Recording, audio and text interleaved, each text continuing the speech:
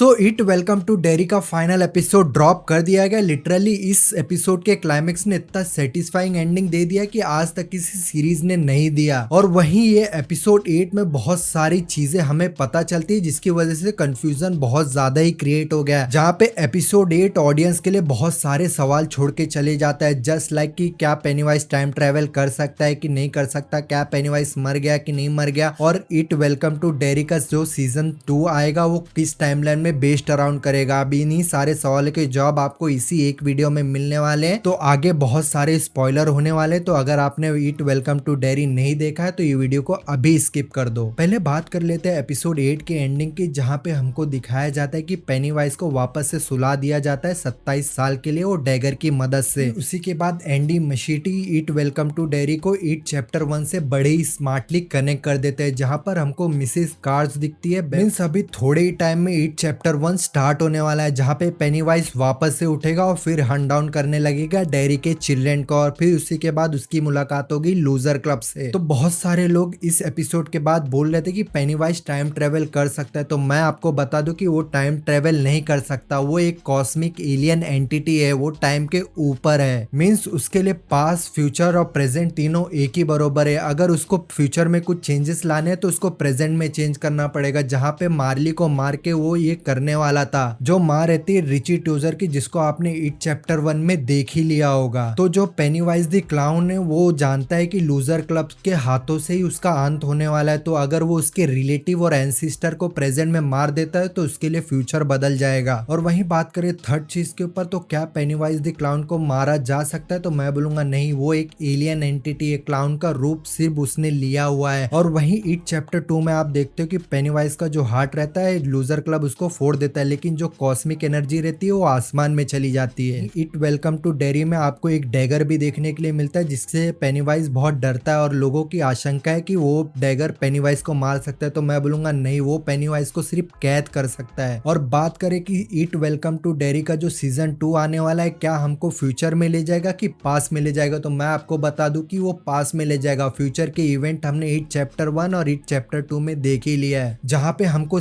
It welcome to डेरी का season 1 1965 की कहानी दिखाता है, तो सीजन 2 जो रहेगा वो हमको 26 ईयर पहले ले जाएगा 1935 में। और वही सीजन में हमको ब्रैडली गैंग का मैसेकर भी देखने मिलेगा, जिसका ईस्टर एग हमें इट मूवी से मिल चुका था। और इन सारे सीजन में पेनीवाइज का सिर्फ दो ही मकसद होगा, एक डेरी से आजाद होना और जो लूजर क्लब के एंसिस्टर और रिलेटिव है उनको मार देना, कि उसका फ्यूचर की मौत जो है वो टल सके। तो अब इस वीडियो को यहीं पर ही खत्म करते हैं। आई होप मैंने आपके सारे सवालों के जवाब दे दिए होंगे। तो आपने एपिसोड 8 देख रखा है, तो आपको कैसा लगा मुझे कमेंट में जरूर बताइएगा।